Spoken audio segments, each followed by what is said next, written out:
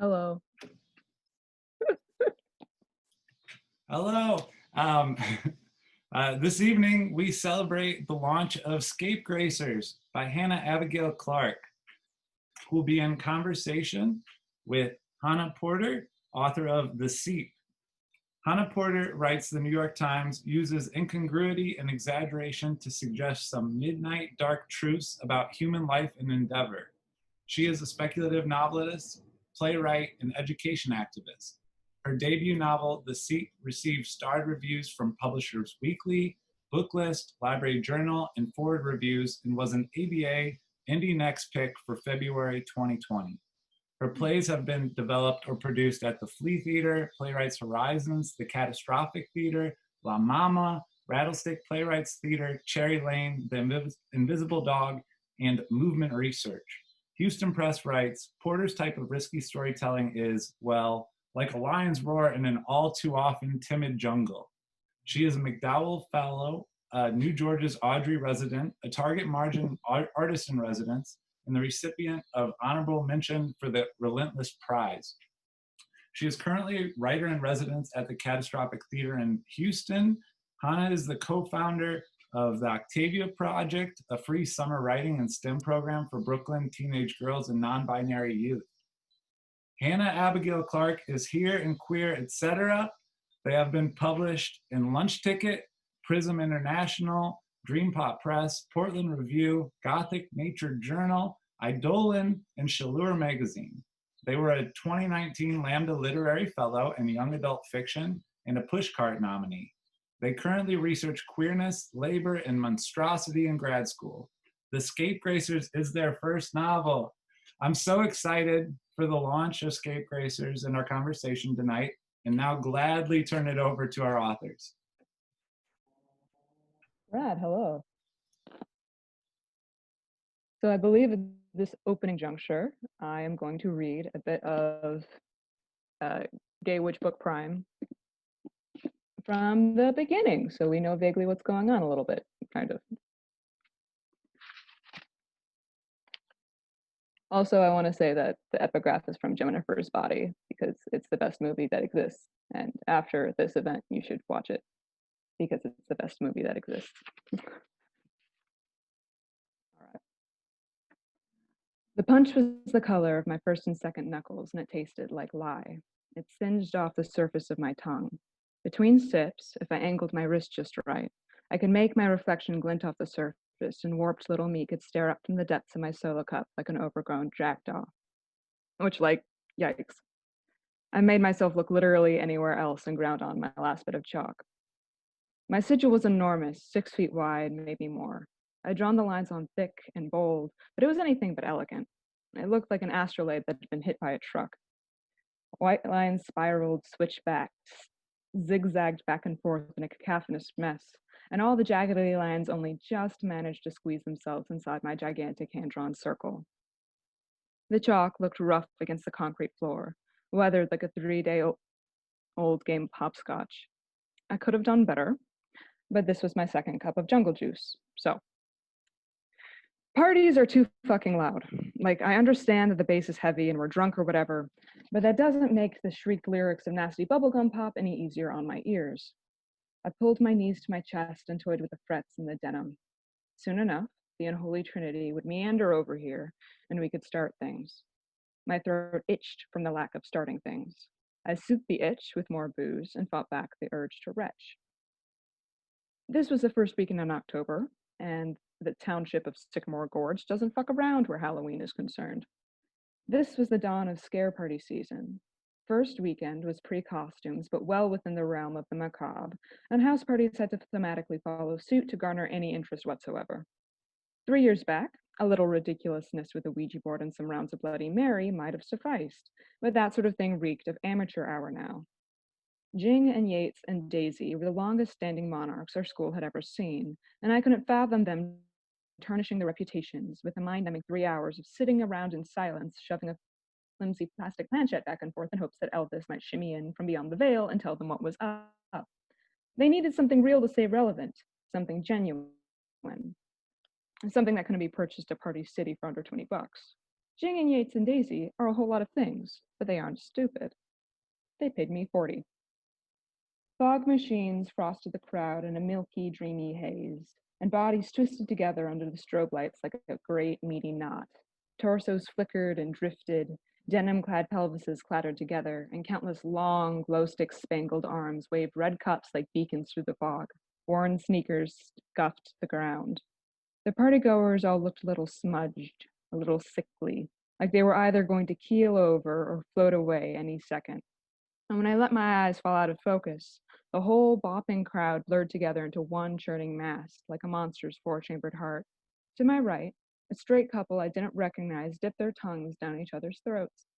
To my left, a leggy girl tossed her head back, neck impossibly long like a goose, pulses fluttering up over the whites of her eyes like she had a Hollywood devil inside her. A dudebro slopped punch on her Vans. Daisy Brink came out of the darkness. She was dressed something like a pleated creamsicle, and her lip gloss looked so sticky under the seizing LEDs that I nearly forgot for a second why I shouldn't tangle with girls like her, no matter how tempting a prospect might be. Daisy dropped, sat crisscross, and gnawed on her poison-colored ring pop. It stained her incisors blue. She lowered the ring pop, waggled her brows, and toyed with the glow stick choker around her throat, and made myself stare intently at the chalk. Right. No. There'd be no straight girls for me. Yates and Jing emerged from the same gap of darkness as Daisy and took spots beside her, marking the third and fourth points on the circle. Yates had black-eyed Susans tucked in the curls of her afro, and Jing wore an oversized hoodie and not much else. They both had a glossy sheen of boredom around them, heavy-eyed and languid. Jing rolled her shoulders and slid her hands out of her pockets, eased her glow bracelet-bangled wrist down to the ground, and traced her bitten-down nails over the chalk lines. So, sideways. When do we start this thing? I skimmed my tongue over my teeth. I'd drawn out a 5-pointed sigil. Hard to tell because it wasn't exactly ye old average pentagram, but it was still 5-pointed in an abstract sense, for tradition's sake or whatever. There were 4 of us. I cleared my throat. Yeah, so we need a 5th person for the 5th point. Doesn't matter who. Couldn't you have made a 4-person spell? Jing pulled a face and jerked one of her slashed straight brows into her hairline. Whatever. She smacked her lips. Her gaze whipped over my head and her pupils fixed on some lucky sucker behind me. She stabbed one of her fingers at whoever stood behind me and her mouth curled at the edges. Hey, you like magic? I jerked myself around, craned my neck. My heart hurled itself against my ribcage and stuck there. She must be new or something. I didn't know her. She was lanky, probably taller than me, long and narrow. There were band-aids on her shins. She wore high-waisted shorts and a satiny basketball jacket. The faded cap she wore cast shadows into her brows. And on top of that cap was a woven glow stick halo. It shimmered down on her shoulders with a ghostly violet glow. Her hair was velvety black, so black it glinted bluish under the LEDs, and it swung in 2 raggedy fishtails that swayed around her waist when she moved. They swung back a little when she rocked on her heels, which she did presently, jabbing an inquisitive finger at her chest. Me? She snapped her bubblegum between her teeth and gave us a slow nod. I sure do. What's your name? Jing leaned back, shook her hair out with one hand, and loosened up the other into a lazy come-hither motion. You should hang with us. This here is Sideways Pike. She's a real bona fide witch, and she's going to show us something special. Dope, said the stranger. I'm Madeline. Well then, Madeline. Jing waved her hand over the blank space on the floor beside her. Take a seat. I was on the other side of that blank space. Jing, me, blank space. Madeline would be sitting next to me. Fuck. Madeline sat down and sprawled back, pulled one of her thighs toward her chest. She hugged her arms around it and rested her chin on her knee. So we're playing witchcraft? Her voice was slow, a little raw, and she looked at my seedy sigil like it was a stained glass window. Something glinted deep in her sockets, but it was gone before I could place it. She sniffed, nodded her eyebrows. I could fuck with that. I opened my jaws and felt myself almost say something awful and significantly gayer than I intended, but I drowned the words before they could slither out. The last of my punch scorched my esophagus and burned off the lining of my stomach. Very gross, very fruit punchy. Reality fell a little out of focus. My limbs felt vaguely numb. I licked the grime off my teeth and crunched the solo cup in my fist, thrust it aside, shook out my wrists and my fingers. Goose flesh bloomed down the length of my spine. I felt it now. The world was starting to prickle. Slowly, steadily, the air started to fizzle, and the radiostatic air vibrated louder and louder until every follicle on my head stood on end. The feeling seeped from my pores inward, thrummed into my capillaries, my spider veins, the very meat of me. And the feeling went pitter-pat, itched for a strike or a spark. My eyes swiveled up in my skull and my vision swam. I couldn't see anything but the milky fog and the strobe lights crashing above us. The air was pale, bruised lavender blue. It pulsed like it was alive, and I couldn't see the ceiling above it. I clawed at either side of me, felt around for hands, and found them with a lurch. On my left, that was Madeline. Her fingers were dead cold and calloused, and she took me by my wrist and held me tight. Jing grabbed my right hand. She gave me a little squeeze. This was it. It was the crackle before a storm. My lungs pinwheeled and my body quaked, and my fake leather jacket was suddenly 3 sizes too small for me. The sleeves were bindingly tight, tight enough to jeopardize my circulation, and the strips of fabric clung to my back like wet paper mache. It was suffocatingly hot, and there was no chance I could shake it off my jacket now. Once a spell starts, I'm not so good at stopping. I warned the 3 of them before I was paid. The space between the 5 of us felt thicker, and particles science hasn't named yet went ricocheting infinitely fast in the vacuum between our kneecaps. I couldn't pull my eyes off the ceiling, but I knew what was in front of me without having to look. There was a presence in this basement. The shapeless electric something shimmered over the chalk. Do you feel that? The words whistled through the gap in my teeth before I could stop them. The incantation had been brewing in my throat since this started. Now it fluttered up in my jaws, and I was just keyed up enough to open wide and let it pour out. All that power, do you feel that? All the bristling?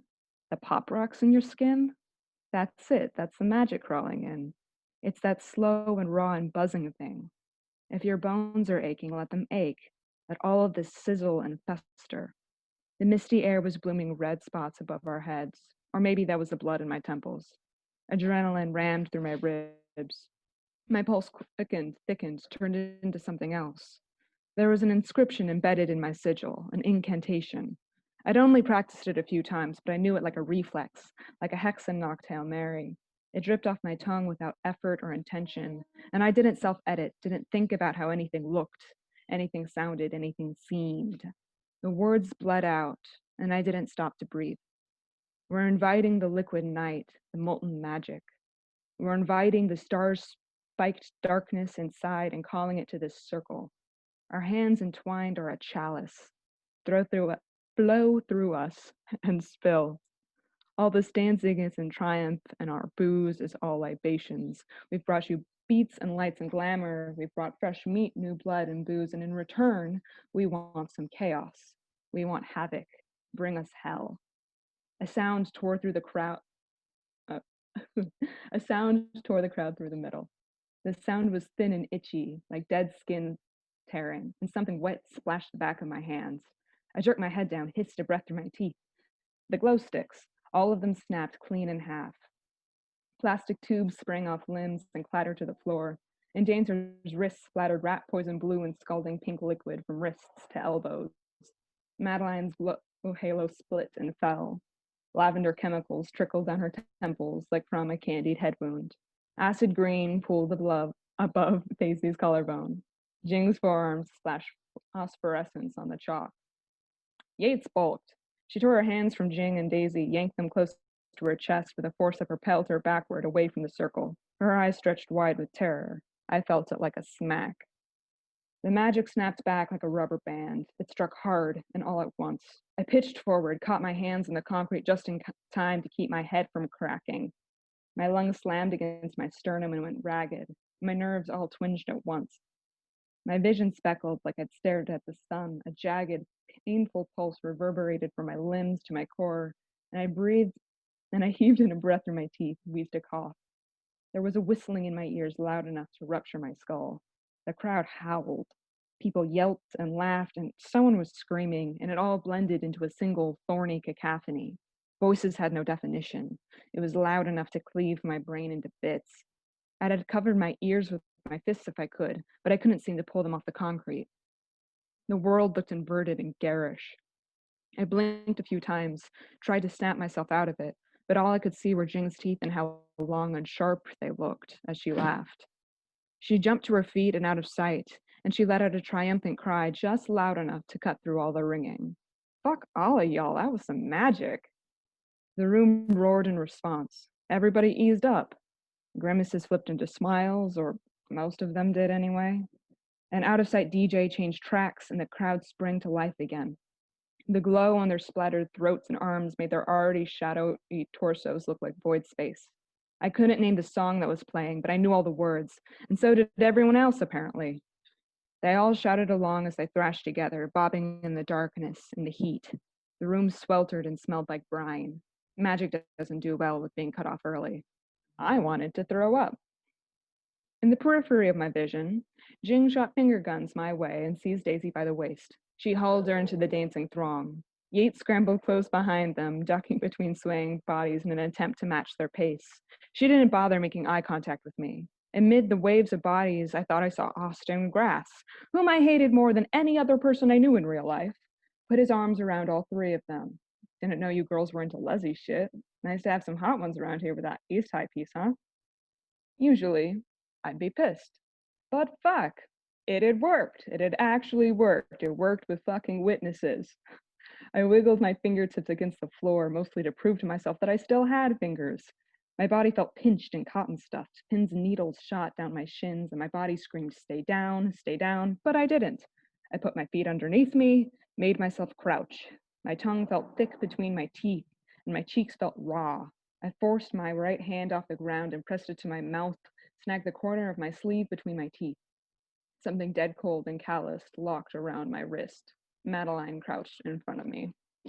But what Madeline does to/with sideways will be for later, I guess.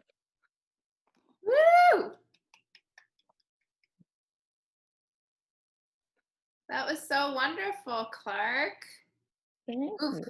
So I've spent some time with this book now, but it really feels like such a different thing having you read it. Oh yeah, everyone is really pumped up in the chat. So I just want to say that I am so thrilled to be here with Clarke for their rollicking, sparkling, visceral debut. And I want to give a big thanks to City Lit, and I hope that you all support a local bookstore and buy small. All right? All right. So I want us to get us started. I was a teenager in the 90s, and I take it you were not.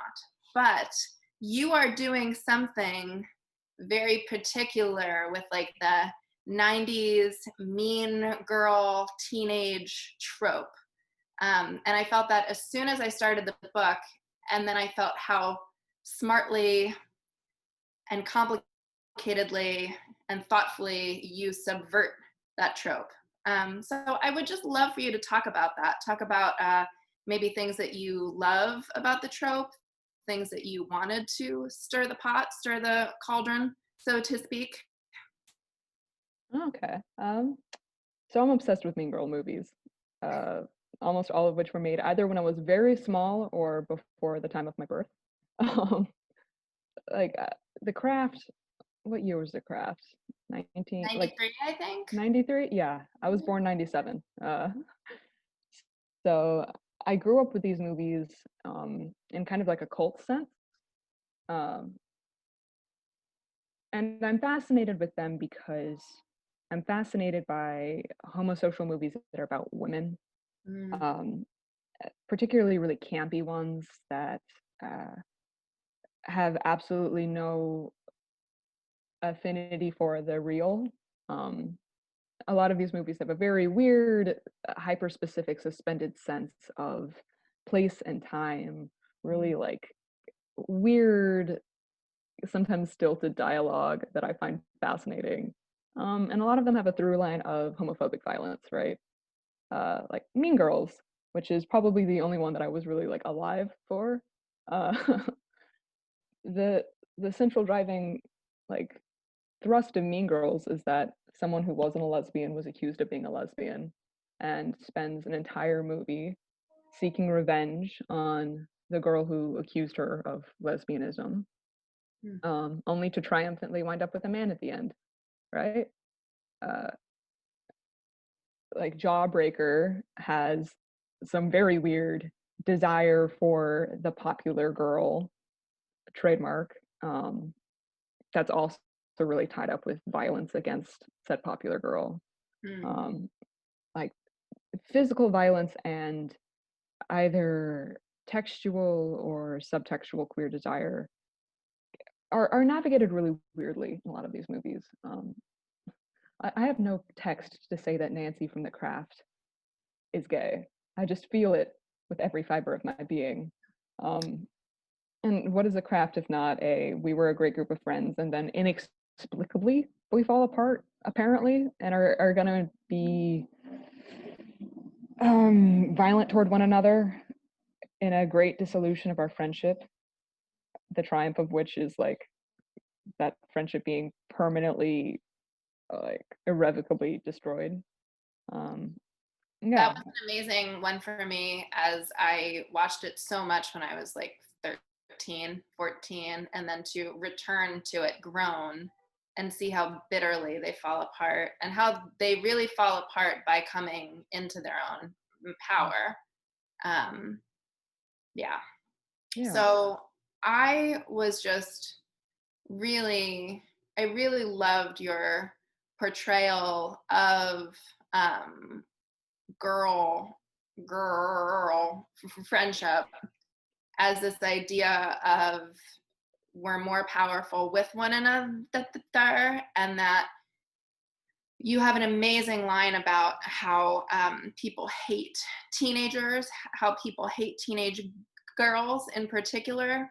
And I wondered if you wanted to speak a bit to this, like finding power through one another. Have you seen that modeled in another space? And was that like one of the main thrusts of you wanting to like subvert the mean girl clique? I mean, I'm a big believer in collaboration and solidarity, and the proverbial stack is kind of against teenage girls. Like in the Yates monologue, she's frustrated, and I think all of the girls are frustrated because by position of their age and also their position living in a misogynist superstructure, and also like the girls in the Scapegracers are multiply marginalized, like nearly all of them. Some of them more so than might be apparent even in the first book. And the image of the teenage girl is often so abstracted to be this like evil, corruptive, weird force. Like in TV and literature and film, like the evil Lolita, like teenage girl who is incredibly desirable both to the viewer and also to the people around her, but is also destroying the lives of everyone around her. If she's hyper feminine and likes the things she's supposed to like, that's a signal that she's bad. If she's not feminine, like heaven forbid we have like a gender nonconforming or butch of center person, because that, when it even shows up, certainly is not celebrated either. Like the whole not like other girls trope is predicated on the idea that you have to disavow everything about girlhood, but also stay affiliated enough with girlhood that you aren't questioned for your separation from it. Right. And it's fucked up. So I wanted to do something else. Well, I just love that so much. And I want to say that, okay, I'm going to read from my phone now. The witchcraft in this book has been called, and I quote, spooky, weird, dangerous, slippery, sapphic, and addictive. Did you base this on any particular system? Or is there any kind of real our world parallels that you were drawing from? Yeah, I am You can say as much or as little about that as you choose. I mean, I am familiar with practitioners and craft practice in real life. I think that Scapegracers is drawing both from practices that show up a lot in pagan circles and like witch circles that might not necessarily consider themselves pagan. Like sigil drawing is very much a real thing that practitioners do. I do. Um, like making lines that you repeat over and over again to center yourself is very much a real thing. I also, to a certain extent, believe that, as is the case with Magic System, the book, these things are kind of arbitrary, right? And it's about stealing your belief to a thing to the point where your willpower makes it happen, which is the whole placebo effect, right? Like our bodies are really good at making things happen if we believe it ardently enough. Yeah, so there are definitely some real world things in there, even if I exaggerate some details. Well, and that's what makes it so fun, because I feel like it does feel grounded in a sort of like energetic truth. It feels like these are things that people have subscribed to, and just in terms of the way that women practicing any sort of holistic system has been vilified throughout in time. That was really like brought home for me.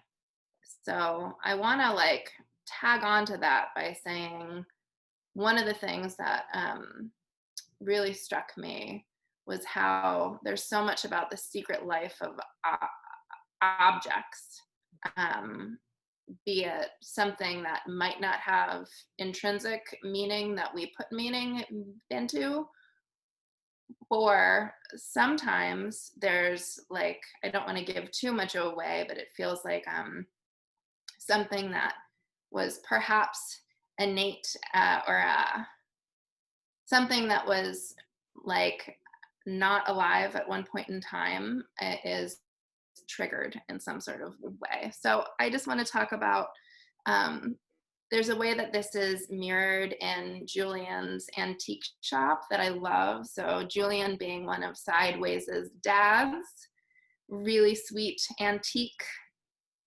dealer, who seems to see it as part of his like personal, like how he runs the store is to kind of match an object to a person, saying like, is this for you? How much do you think this should cost? That felt very kind of in line with the way that objects are treated in the rest of the book. And then you get into this amazing sort of thing that all of that shadowing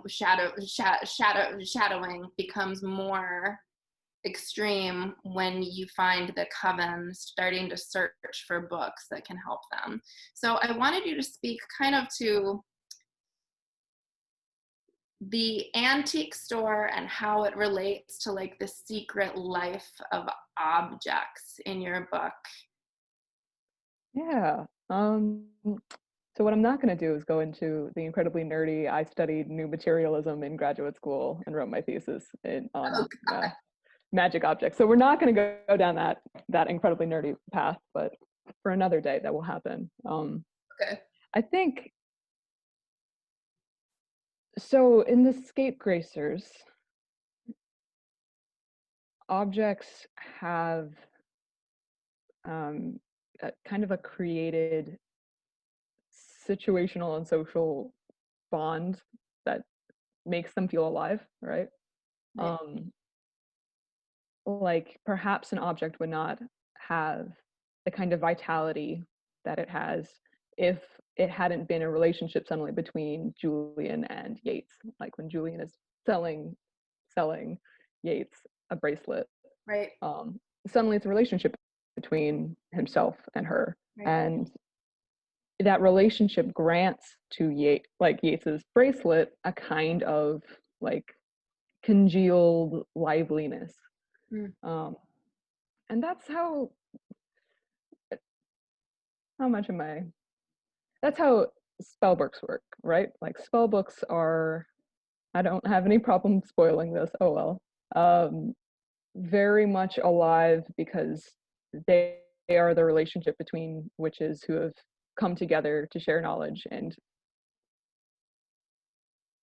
plot ambient stuff that we might call the void or animism or have you, magic with a capital M.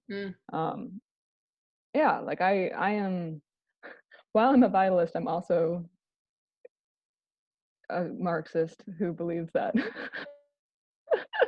objects, the relationships we have with each other linger and have material effects. And so material things will have kind of an aftertouch of those relationships. Like, who knows if this spell book that Sideways has at the beginning of the book would have meant what it means to her if it didn't come into her hands because of the particular relationships that arranged for its arriving on her doorstep, right? Right. Yeah. I love that. And I did not know that about your undergraduate degree, but I felt like there was a lot of thought in it. So that makes a lot of sense to me. Speaking of things that I'm not going to say too much about, so I'll try not to like blather in a very vague way. I found the antagonists of this book some of the most creepy and compelling I have read in a long time. And partially that is because they are very familiar feeling and they feel like they are morally doing the right thing, which I think is probably the most compelling way that a villain can be constructed. So I would love for you to talk about that. This book does not feel like the traditional YA light versus dark, good versus bad. I feel like you have kind of thrown that duality out the window. And you're making me like reflect on like how these tropes were like woven, especially in like a historical context of like women, witchcraft, devil, bad. Mm-hmm. So speak about that, please. Yeah, I mean, witches have a very, particularly witches who come from a Western European tradition, right? Have like a really marked history of being the victims of state violence or being constructed to be victims of state violence, right? Like witches exist to justify kinds of state sanctioned harm done to communities. And that's, I feel like there are many story, most of which I like quite a lot, where those who hunt witches are like fringe weirdos who have like a secret sect and aren't very much just normative subjects with substantial structural power who believe themselves to be the arbiters of good, right? Mm. Like I think that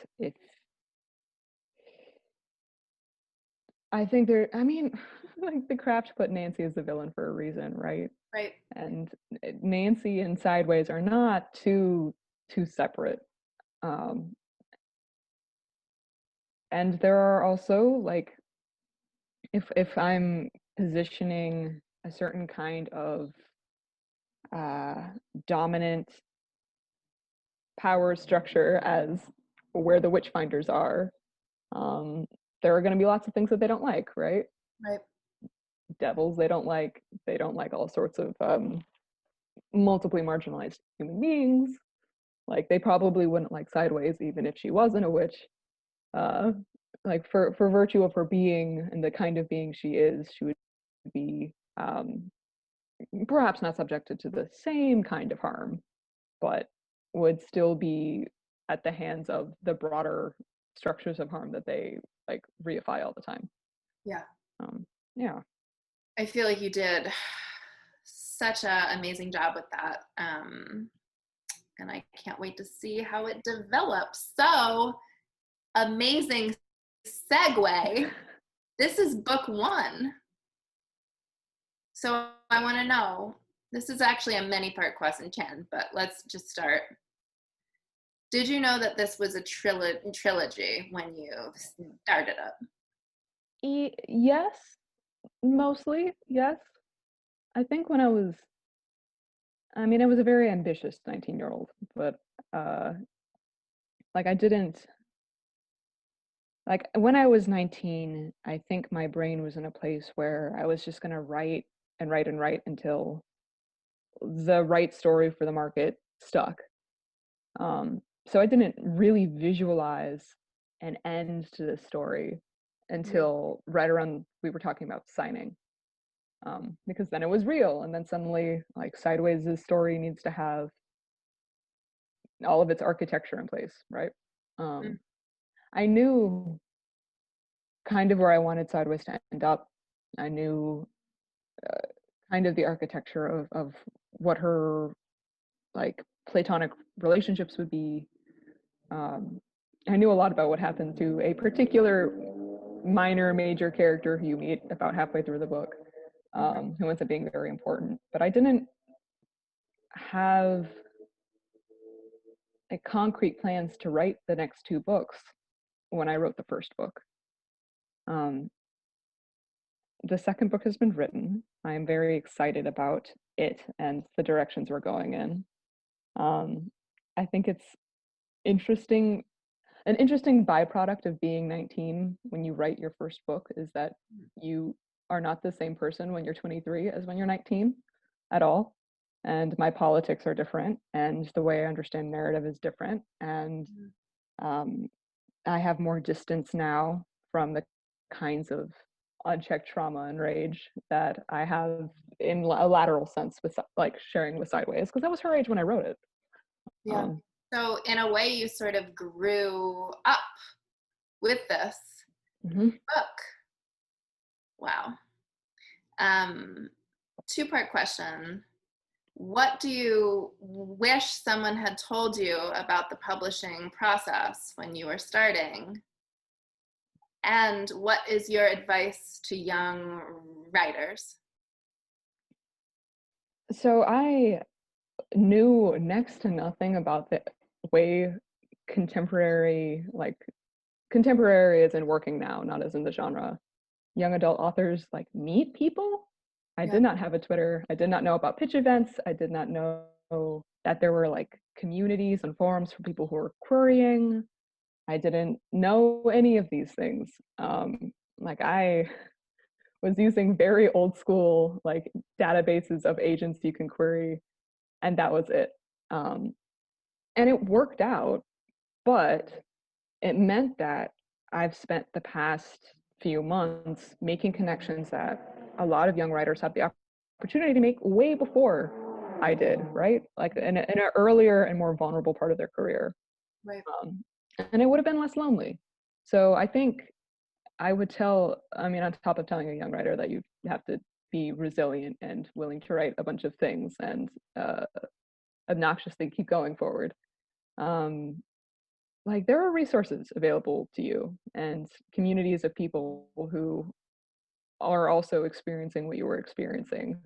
And creating a false sense of alienation is not actually necessary to the process whatsoever. Wow. Yeah, I would actually like you to get in a time machine and just send that last little phrase back to myself in the past. Creating a false sense of alienation is not helpful to the process. No, it makes it so much worse. That is a tattoo. We got a great question in the chat that I'd like to get to before we move into our like sillier questions. And everyone, please feel free to put questions in the chat for Clarke. So I'd love to hear your thoughts on reading and writing life of teenage girl / non-binary hood, either your own or kids in the Octavia project, oh, maybe this is a question for me, and how that's evolved over the past few years. I think this is for you, and then maybe I'll say a little bit about the Octavia project too. So reading and writing life of teenage / non-binary people. I mean, like, fan fiction exists. And fan fiction, I didn't actually write all that much of it because I started writing like manuscripts very early, perhaps more early than I needed to. But teenagers write a lot. Like teenagers who are into writing and who are dedicated readers read and write a whole bunch. Like some of the book bloggers who follow me who are teenagers read way more than I could read and like have a solid comprehension of plot architecture and character depth that would have taken me probably 2 or 3 reads if I was going at the pace they were going. Teenagers are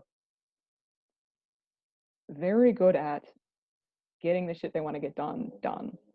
And I might be biased in that I was a 19-year-old when I did this, but I don't know. I feel like people often, understatement of the year, underestimate young people for their supposed inexperience, when I know plenty of young people who have written more words, just like as a quantity, as a mass, than some of the people I know who are like working right now.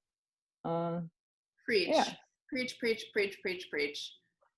Yeah, I want to add on to that to say, oh my God, so many things. But part of why I started the Octavia project, so it's a free summer institute that uses science and tech in the vein of Octavia Butler to imagine different possibilities for the planet. So it's about like, your mind is important, your thoughts are important, your creativity is important. We need you to think creatively about the future of life on our planet. So it's not a small feat. But I got the idea to start it because I did a like very short, I don't know, we met like 5 times over the summer. I did like a world building workshop in New York. And the teens that came, one of them who was 19, who later went to go teach at the Octavia project, she was like, okay, will you read my novel? Boom.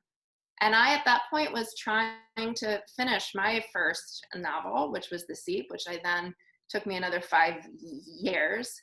But I was like, the amount of ingenuity and creativity and sheer volume of pages coming from these like young, brilliant minds, it just really struck me that what they needed was not to be taught, but what they needed was a space to feel like their words mattered. So that was really like the idea behind the program, because then, which I'm sure that you could speak to a lot, as I went into the whole querying, trying to find representation, you know, that takes a really long time. And I think that it's very hard to do if you're repeatedly being told that your words don't matter, your dreams don't matter, your imagination doesn't matter, people in books don't look like you, people on TV don't have relationships like yours, again and again and again. So it's very inspiring to me now. You know, we just had our 6th summer of the Octavia project, and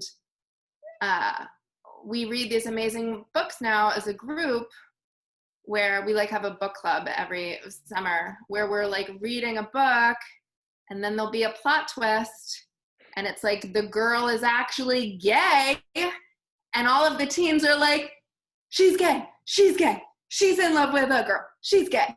It's like this it's incredible to see the reflection, to like feel that space. Okay, we got another good question. Okay. I'm gonna ask this one question, and then I wanna do a little bit of truth or dare. So, someone says, what did you learn while writing this book that surprised you, and what topics and fields did you encounter that you did not expect? I love this question, and it is secretly the most fun thing about doing what we do.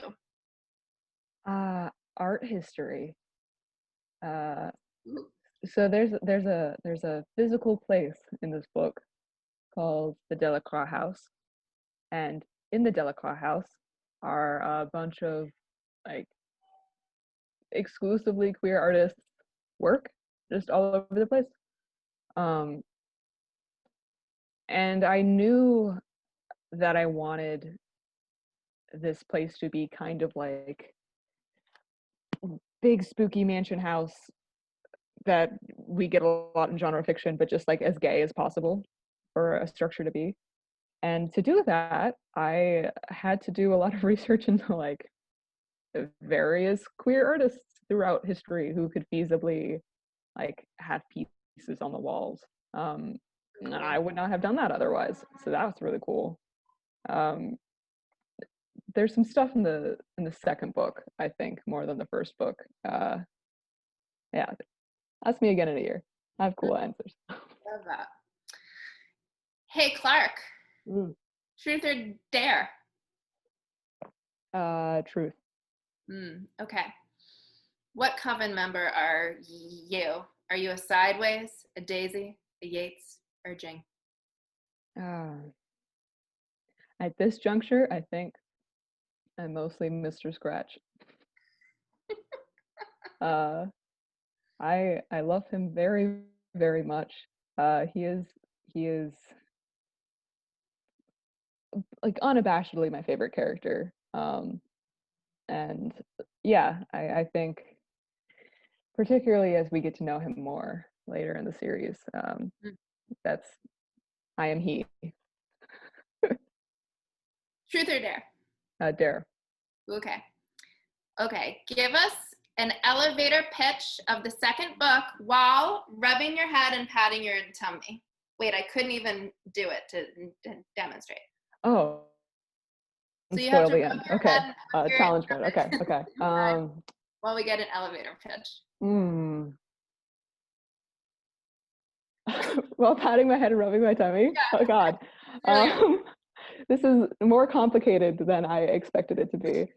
Sideways Pike and her new coven have to deal with the consequences of what happened to Sideways at the climax of the first book, while also being students in a high school, which sucks. And oh boy, this is. I'm trying so hard not to spoil things while also looking for someone that they need to find. Okay. Well done. Well done. Hey, Clarke, truth or dare? Yeah, truth. Okay. I think I already know the response, so I'm gonna front load this with two, perhaps. Okay. Would you accept a demon familiar if it's kind of cute? Yeah. Yes. Right. Okay. Yeah. Okay. Here's one that's maybe gonna give you a little bit more of a brain scratching. Mm-hmm.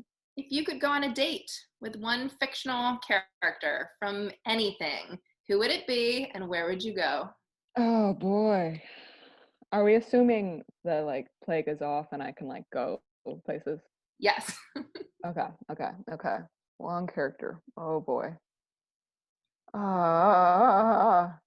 If I am asked about books, I suddenly don't know of any books that exist. There are I no know. books. It's so hard. It's so hard. Oh boy. Okay, maybe a really weird answer. This isn't because I have a crush on her. This is because I would want to have like coffee conversation with her. That's Odo from the Dispossessed, who we do not even see, but like Space Marks. I want to take Space Marks to a concert and then like to a cool little bar afterwards, just to have a drink with Space right? Marks. Excellent. Yeah. I mean, that's an amazing response. She didn't believe in marriage, but she was married really complicated. Lots of good stuff to. Wow, I have a lot to talk to you about. That is one of my favorite books of all time. Okay, truth or dare? Let's go dare. Okay. These are both really dumb. I'm gonna use my finger to choose which. Okay. Act out your high school mascot. And should you feel really confused, I've planned mine and I can do it. And you can try to guess so you know what I'm talking about. My consternation is my high school mascot is a racist caricature. Whoa. Yeah. We love Ohio. Oh my God, don't do it then. We're just gonna redact it. We're just gonna redact it because geez Louise. Yikes. Redacted. Oh, no fun at all. Wow. Okay, do you want to see mine? Yeah. Rawr. Was it a tiger or a panther? No. No. Is it a wildcat or a bobcat? Am I wrong with the feline thing? Yeah, maybe. Hold on. What if it's like, ching? Oh, is it a bear? Mm-hmm. Is it a grizzly bear? I don't. The chiming is the bear made of glass? Is it a sparkling bear? It's a golden bear. A golden bear. I didn't even know that was. That's all I got. Bear. Oh, that's cool. I don't know. Our colors were yellow and brown. Pretty bad. Okay. There. Someone said golden bear in the chat. Awesome. Wow. Friend date with space marks. The Clarke story. I love it. Okay. So I'm going to give you one more truth or dare, and then we're going to go and see if there's any more questions from the crowd. Cool. Yeah. Truth or dare? Not a truth. Clarke. A virtue. All right. Okay. Are there any characters in your book that you shipped but did not want to get together? Oh, yes.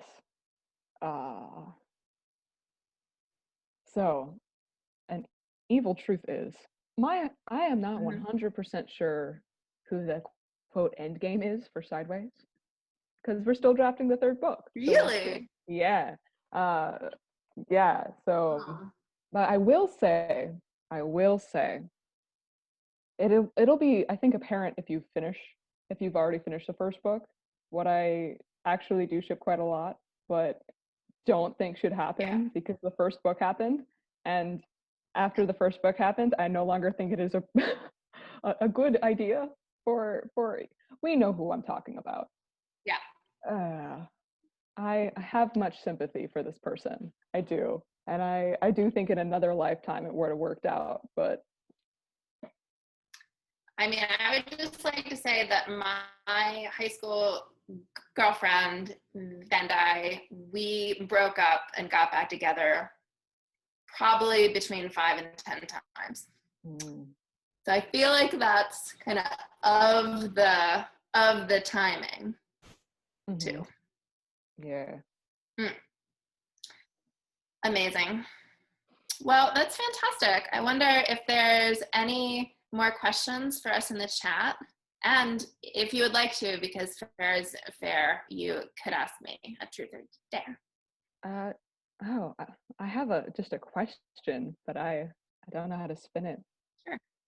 Okay, this is a me nerdy question. If you had the opportunity in the world of the Seep to alter your corporeal form to some other thing, would you do so? And if you did want to do so, if you found that appealing, so what would you alter it? So I've thought about this a lot, and I solidly know that my response right now is mermaid. Like, I would really like to be able to breathe and swim underwater. So maybe it's the kind of thing where I have like gills that can like turn on so I can still breathe oxygen as well. Like, wouldn't that be very, very cool? So something like that I think would be great. I am afraid if I became something like the consciousness of a tree, then I would never turn back into a person. I feel like if you think like, oh, I'll just do this for a certain length of time because we're in like an immortal time, so we could be trees for, you know, a certain length of time and then go back. What if your new consciousness would never process time in the same way again? So how about you? What would you be in the world of this Seep if you would so?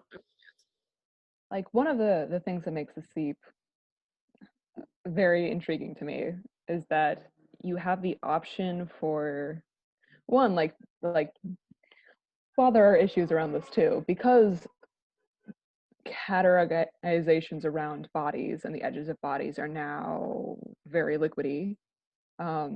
Yeah. And because the clinic is no longer the site of transition,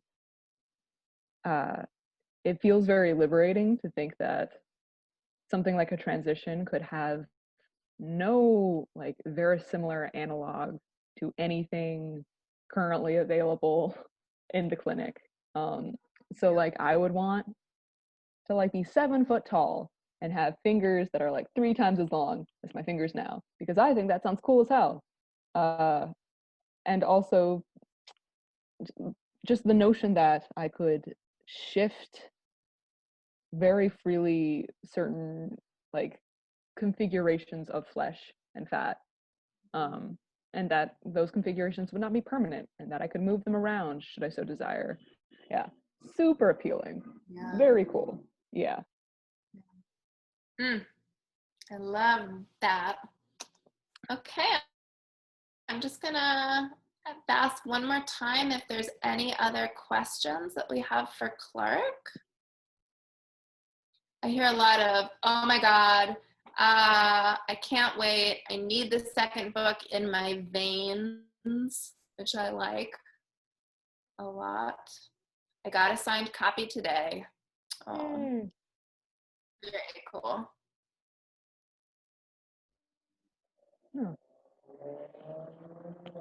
Well, I want to say that I am so grateful to get to spend time with these people, and I cannot wait for book 2.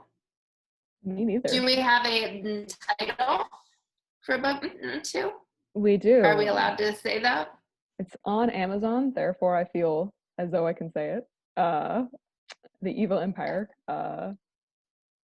Yeah, it's called The Scratch Daughters, which will only give you an emotional response if you've read the first book, and then you understand why. Yeah. I'm very excited cool. for it. The cover is going to be so sick. I gotta, like, we're dropping the cover soon. It is so cool. Their one has just done an amazing job. They're like, all of their books are so beautiful. Yeah. I mean, come on. It's so pretty and holographic and shiny. I'm gonna hypnotize myself with my own book cover. It's gonna be great. So cool.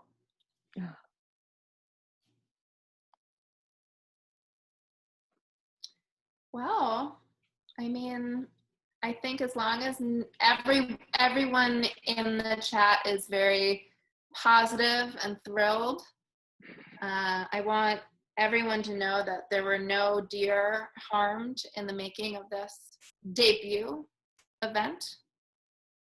Yeah. No real one anyway. Thank you Someone both. says, no questions, just congrats. Thank you. Sweet. Congrats. Oh, thank you both for the conversation. Make sure to citylitbooks.com. You can grab yourself a copy. We'll make sure to get them signed. That's a promise. Yeah, thank you both so much. What a lovely conversation. Thank y'all for coming. Thank you, Martin. My God. Jordan. Even Thanks, though Marty is also here. Yeah. Yeah. This was great. Rad. Hell yeah. I wrote a book. Brad. Yeah. You wrote a book. Hell yeah. Yeah. I hope we get to see you in person sometime. I'll be around. I'm like a ghost. I show up. Thank you, City Lit. Thank you. City Lit is a rad bookstore. If you're ever in Chicago at a time when one can go in City Lit, one should go in City Lit. It's just a fact. Yeah. You had a sneak, we're closed to the public right now. I'm just doing curbside pickup, but Hannah was in the other day, browsing. Private bookstore experience. So nice. Oh, Ooh, it's kind of a dream. there was nothing more restorative than being the only person browsing in a bookstore. Great. Yeah, more books to come. Thanks again for everything. I'm gonna throw up a little, it's like another screen share, just with the beautiful covers for both books. And I hope everybody has a great rest of your night. Thank you. Take care, y'all.